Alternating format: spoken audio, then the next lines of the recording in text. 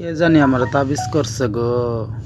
আগে জামাইটারে কত ভালোবাসতাম, দেখতেই পারি না, দেখতেই পারি না গো। কেউ তাবিজ করছে, গড্ডার ভিতরে ভালোই লাগে না।